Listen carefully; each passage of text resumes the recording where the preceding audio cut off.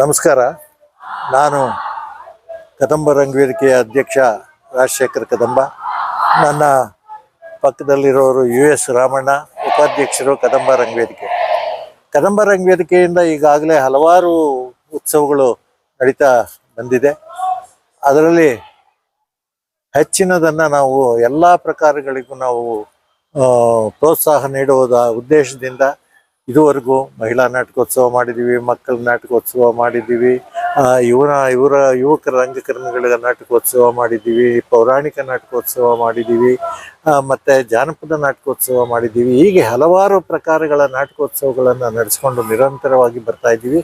ಈ ದಿಶೆಯಲ್ಲಿ ಈಗ ಕದಂಬ ರಂಗ ಹಬ್ಬ ಅನ್ನೋ ಒಂದು ನಾಟಕೋತ್ಸವವನ್ನು ಹಮ್ಮಿಕೊಂಡು ಈಗ ಮೊಟ್ಟ ಮೊದಲನೇ ದಿವಸ ಇವತ್ತಾಗಿದೆ. ಈ ನಾಟಕೋತ್ಸವವನ್ನು ನಮ್ಮ ಕರ್ನಾಟಕದ ಹೆಸರಾಂತ ದೂರದರ್ಶನ ಹಾಗೂ ಚಲನಚಿತ್ರ ನಟ ಶಂಕರ್ ಅಶ್ವಥ್ ಅವರು ಉದ್ಘಾಟನೆ ಮಾಡ್ತಾ ಇದ್ದಾರೆ. ಈ ಅತಿಥಿಗಳಾಗಿ ಕನ್ನಡ ಮತ್ತು ಸಂಸ್ಕೃತಿ ಇಲಾಖೆಯ ಜಂಟಿ ನಿರ್ದೇಶಕರಾದ ಮಲ್ಲಿಕಾರ್ಜುನ ಸ್ವಾಮಿ ಹಾಗೂ ಸಹಾಯಕ ನಿರ್ದೇಶಕರಾದಂಥ ಡಾಕ್ಟರ್ ಸುದರ್ಶನ್ ಅವರು ಆಗಮಿಸ್ತಾ ಇದ್ದಾರೆ. ಇದೇ ಸಂದರ್ಭದಲ್ಲಿ ನಮ್ಮ ಜೊತೆ HS ಸುರೇಶ್ ಬಾಬು ಅವರು ಉಪಸ್ಥಿತರಿರುತ್ತಾರೆ. ಅವರು ರಂಗ ಸಮಾಜದ ಸದಸ್ಯರು. ಇವತ್ತು ಈ ಸಮಾರಂಭ ಆದಮೇಲೆ ನಮ್ಮ ನಾಡಿನ ಖ್ಯಾತ ಗುಬಿ ಕಂಪನಿಯ ಕಲಾವಿದರಾದಂಥ YM ಪುಟ್ಟಣ್ಣಯ್ಯನವರು, ಅವರು ರಾಜ್ಯ ಪ್ರಶಸ್ತಿ ಪುರಸ್ಕೃತರು, ಮತ್ತು ಅವರ ತಂಡ ಇವತ್ತು ಇಲ್ಲಿ ರಂಗಗೀತೆಗಳ ಕಾರ್ಯಕ್ರಮವನ್ನು ನಡೆಸ್ತಾ ಇದೆ. ನಾಳೆ ದಿವಸ ಚಾಮರಾಜನಗರದ ಶಾಂತಲಾ ಕಲಾವಿದರು ಅಶ್ವಘೋಷ ಅನ್ನುವ ಒಂದು ನಾಟಕವನ್ನು ಇಲ್ಲಿ ಪ್ರದರ್ಶನ ನೀಡ್ತಾ ಇದೆ. ಮತ್ತು ನಾಡಿದ್ದು ಅಂದರೆ 17ನೇ ತಾರೀಕು ಸಂಚಲನ ತಂಡ ಚಿತ್ರದುರ್ಗ ನ್ಯಾಯ ಅನ್ನೋ ಒಂದು ನಾಟಕವನ್ನು ಇಲ್ಲಿ ಪ್ರದರ್ಶನ ನೀಡ್ತಾ ಇದೆ. ಈ 3 ದಿವಸ ನಡೆಯೋ ನಾಟಕಕ್ಕೋಸ್ಕರ ನಾವು ಇವತ್ತು ಈ ಒಂದು ಕಾರ್ಯಕ್ರಮವನ್ನು ಹಮ್ಮಿಕೊಂಡಿದ್ದೀವಿ. ಈ ಉತ್ಸವ ನಡೀತಾ ಇದೆ. ಹೀಗೆ ನಿರಂತರವಾಗಿ ನನಗೆ ಪ್ರೋತ್ಸಾಹ ಬೇಕಾಗಿದೆ. ಅದು ನಮ್ಮ ರಂಗಾಸಕ್ತರು ನೀಡಬೇಕಾಗಿದೆ. ಹೆಚ್ಚಿನ ಸಂಖ್ಯೆಯಲ್ಲಿ 3 ದಿನ ರಂಗಾಸಕ್ತರು ಆಗಮಿಸಿ ಈ ಕಾರ್ಯಕ್ರಮವನ್ನು ಯಶಸ್ವಿಗೊಳಿಸಬೇಕು ಅಂತ ನಾನು ಈ ಮೂಲಕ ಕೇಳ್ತೀನಿ. ನಮಸ್ಕಾರ, ನಾನು ರಾಮಣ್ಣ ಅಂತ ಹೇಳಿ. ಈಗಾಗಲೇ ನಮ್ಮ ಅಧ್ಯಕ್ಷರು ರಾಜಶೇಖರ್ ಕದಂಬ ಅವರು ಈ ವಿಷಯವನ್ನು ಕುರಿತು ಹೇಳಿದ್ದಾರೆ. ಅವರು ನಿರಂತರವಾಗಿ ಸುಮಾರು 60 ವರ್ಷಗಳಿಂದ ಈ ರಂಗ ಪ್ರಯಾಣವನ್ನು ನಡೆಸ್ತಾ ಇರೋದ್ರಿಂದ ನಮ್ಮೆಲ್ಲರ ಸಹಕಾರ, ನಿಮ್ಮ ಸಹಕಾರ ಎಲ್ಲವೂ ಇದ್ದರೆ ಇನ್ನೂ ಹೆಚ್ಚು ಕೆಲಸಗಳನ್ನು ಮಾಡೋದಕ್ಕೆ ಅವರಿಗೆ ಅನುಕೂಲ ಆಗುತ್ತೆ. ಈಗ ತಾನೇ ಅವರು 80 ವರ್ಷಗಳನ್ನು ಮುಗಿಸಿ ಮತ್ತೆ ಹುರುಪಿನಿಂದ ಕೆಲಸ ಮಾಡೋಕ್ಕೆ ಹೊರಟಿದ್ದಾರೆ. ಅವರ ಈ ಏಜ್ನಲ್ಲಿ ಈ ಕೆಲಸ ಮಾಡ್ತಿರೋದೇ ಒಂದು ಸಂತೋಷದ ವಿಷಯ. ಅದಕ್ಕೆ ನಮ್ಮೆಲ್ಲರ ಪ್ರೋತ್ಸಾಹ ಬೇಕು ಮತ್ತು ನೀವು ಕೂಡ ಅವರನ್ನು ಹತ್ತಿಸ್ಬೇಕು ಅಂತ ಹೇಳ್ತಾ ಈ 3 ದಿನಗಳ ಕಾರ್ಯಕ್ರಮಕ್ಕೆ ಬಂದು ಇದನ್ನು ಯಶಸ್ವಿಯಾಗಿ ಮಾಡಿಕೊಡ್ಬೇಕು ಅಂತ ತಮ್ಮಲ್ಲಿ ಸವಿನಯ ಪ್ರಾರ್ಥನೆ.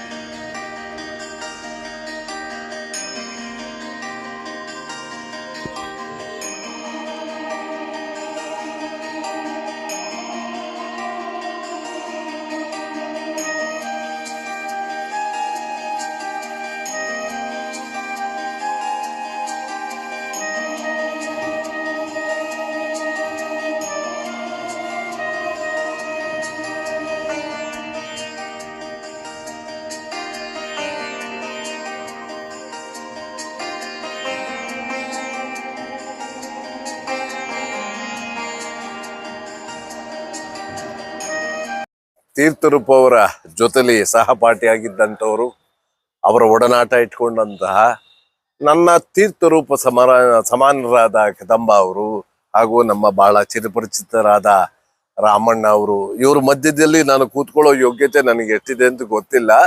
ಆದ್ರೂ ಕೂಡ ಇವತ್ತಿನ ದಿವಸ ಈ ಪ್ರಪಂಚದ ಪ್ರಕಾರ ಯಾರೋ ಒಬ್ರು ಒಂದು ಸ್ಥಾನ, ಯಾವುದೋ ಒಂದು ಜಾಗನ ಗಿಟ್ಟಿಸಿರ್ತಾರೆ, ಒಂದಷ್ಟು ಪ್ರಚಾರ ಆಗಿರ್ತಾರೆ. ಹಾಗಿದ್ದಾಗೆ ಆ ವ್ಯಕ್ತಿನ ಕರೆದು ಅವ್ರನ್ನ ಪೂಜಿಸೋದು ಅಥವಾ ಗೌರವಿಸೋದು ಇದೆಲ್ಲ ಸಾಮಾನ್ಯವೇ ಆಗಿದೆ.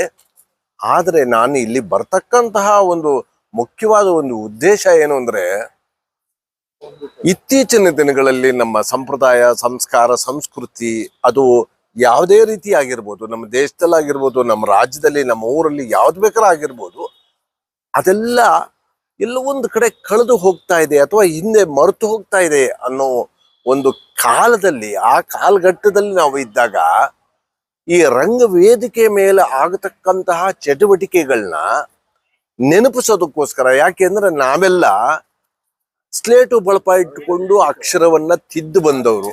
ಈಗಿನವರು ಎಲ್ಲ ಟೈಪ್ ಮಾಡ್ತಾರೆ, ಕಾಪಿ ಮಾಡ್ತಾರೆ, ಪೇಸ್ಟ್ ಮಾಡ್ತಾರೆ.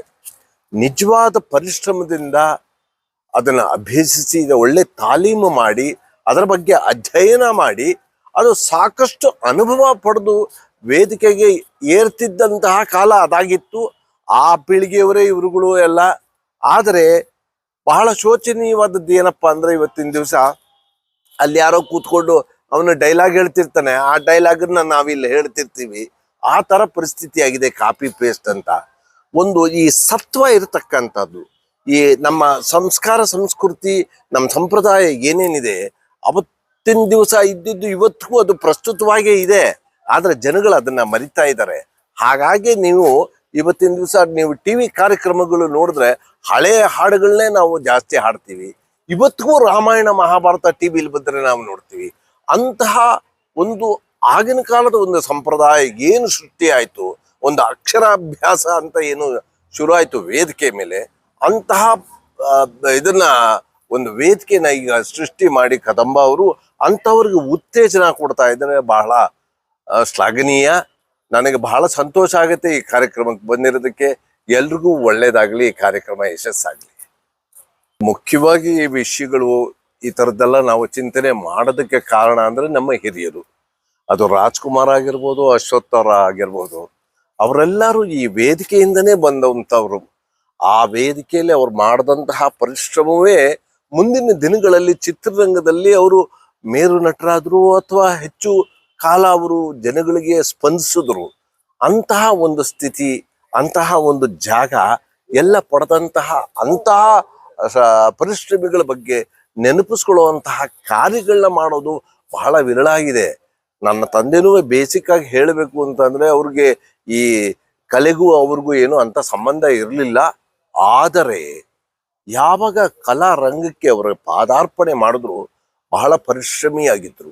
ಆ ಪರಿಶ್ರಮಿ ಆಗಿದ್ದರಿಂದ ಆ ಪರಿಶ್ರಮದಿಂದ ಅವರು ವೇದಿಕೆಯ ಮೇಲೆ ಎಷ್ಟು ರಂಜಿಸಿದ್ರು ಅಂತ ನನಗೆ ಗೊತ್ತಿಲ್ಲ. ಆದರೆ ಅವರ ಚಿತ್ರರಂಗಕ್ಕೆ ಬಂದಿದ್ದು ಆ ವೇದಿಕೆ ಬಹಳಷ್ಟು ಕಾರಣ ಆಯ್ತು, ಉತ್ತೇಜನಕರ ಆಯ್ತು. ಎಷ್ಟೋ ಜನ ರಂಗ ವೇದಿಕೆ ಮೇಲೆ ಅವರ ಜೊತೆಯಲ್ಲಿ ಸಹಪಾಠಿಗಳಿದ್ದಂಥವರಿಂದನೂ ಅವರು ಕಲ್ತಿದ್ದುಂಟು ಅಂತ ಅವರೇ ಹೇಳ್ತಿದ್ರು. ಹಾಗಾಗಿ ಇದೊಂದು ಶಾಲೆ, ಪ್ರಾಥಮಿಕ ಶಾಲೆ ಇದ್ದಂಗೆ ಈ ರಂಗವೇದಿಕೆ. ಇದನ್ನ ಸರಿಯಾದ ರೀತಿಯಲ್ಲಿ ಉಪಯೋಗಿಸ್ಕೊಂಡು ಬೆಳೆದ್ರೆ ಶಾಶ್ವತವಾಗಿ ಬೆಳಿಬೋದು, ಅಜರಾಮರಾಗಿ ಉಳಿಬಹುದು ಅಂತ ನಾ ಹೇಳ್ತೀನಿ.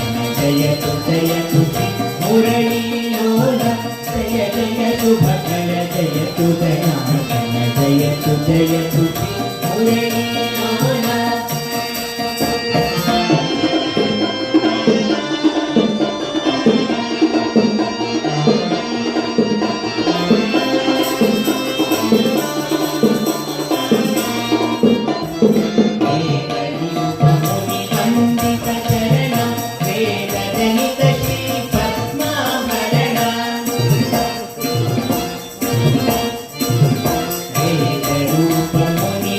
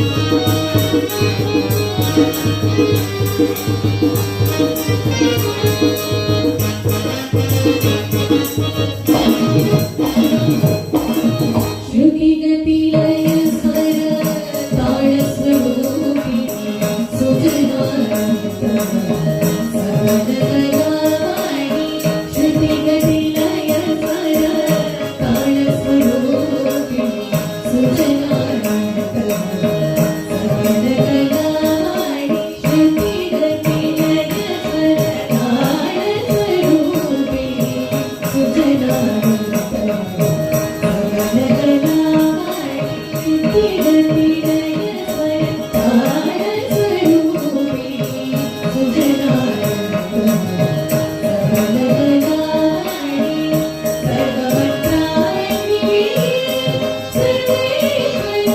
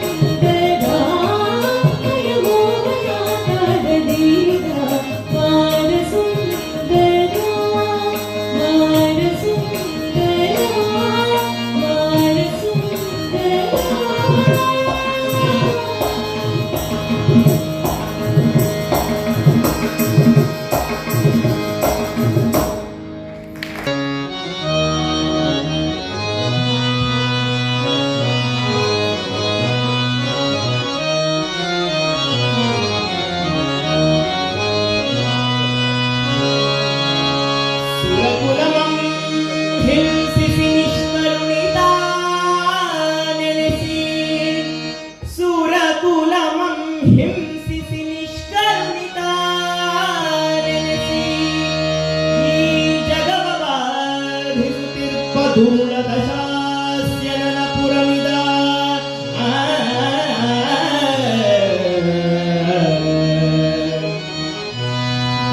ದುರ್ಲದಶಾಸ್ಯ ನನಪುರಮಿದ ದುರ್ಲದಶಾಸ್ಯ ನನಪುರಮಿದ ನಿರೂಪಿಸಿದೆ ಇದು ಎನ್ನಪ್ಪ ರಾಮಚಂದ್ರನ ಕೃಪೆಯಿಂದ ಕೃಪೆಯಿಂದ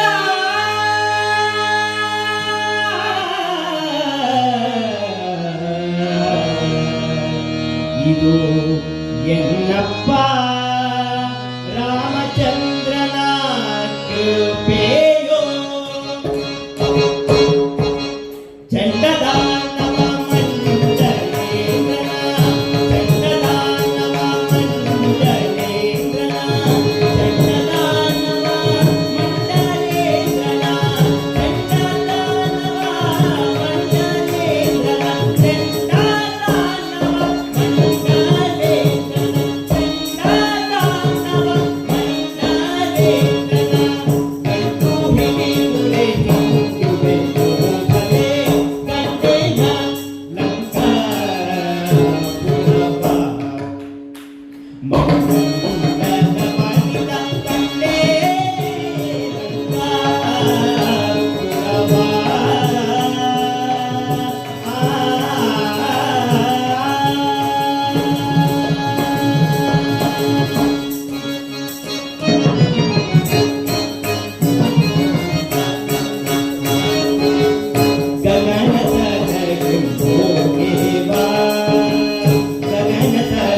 ಗಗನತಲಕ್ಕೆಂಪೋಗೆವ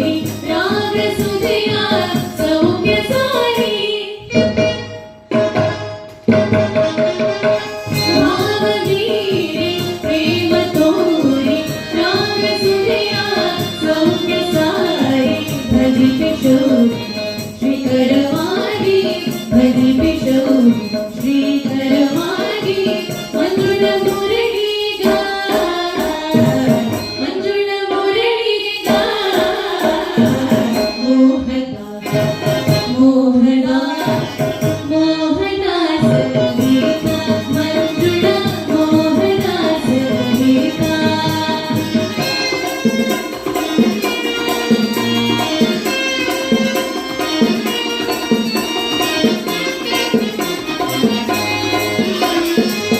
ವಿಶಾಲಜ್ಞಾನ ಭೂಸುರಪ್ರೀತ ಮಂಗಳಕಾರ ಮಧ್ಯಮ ಭಾವ ವಿಶಾಲಜ್ಞಾನ ಭೂಸುರಪ್ರೀತ ಮಂಗಳಕಾರ ಮಧ್ಯಮ ಭಾವ ಮೋಹಕವಾಣ ಮಹಾನಿನಾಯ ಮೋಹಕವಾಣ ಮಹಾನಿನಾಯ ಹೃದಯದಲ್ಲಿ ಹೃದಯದಲ್ಲಿ ಮೋಹದ ಮೋಹದ ಮೋಹದ ಸಂಗೀತ ಮಂಜುಳ ಮೋಹದ ಸಂಗೀತ ಮೋಹದ ಮೋಹದ ಮೋಹದ ಸಂಗೀತ ಮಂಜುಳ ಮೋಹದ ಸಂಗೀತ ಮಂಜುಳ ಮೋಹದ ಸಂಗೀತ ಸಂಗೀತ ಸಂಗೀತ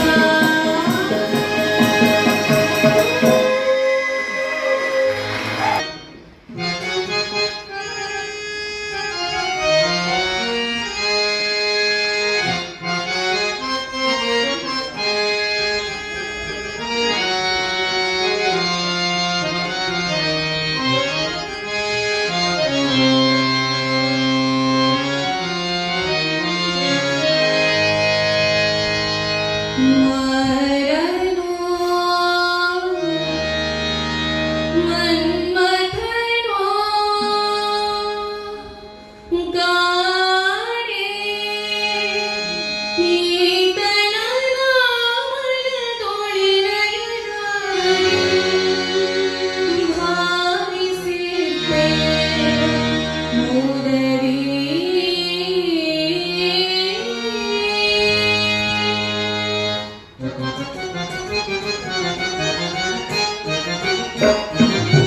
ಸುಕುಮಾರ ಸುಖದೋರೋ ಎನ್ನ ಕೈ ಪಿಡಿಗೆ ಸುಕುಮಾರ ಸುಖದೋರೋ ಎನ್ನ ಕೈ ಪಿಡಿಗೆ ಸುಕುಮಾರ ಸುಖದೋರೋ ಎನ್ನ ಕೈ ಪಿಡಿಗೆ ಎನ್ನ ಕೈ ಪಿಡಿಗೆ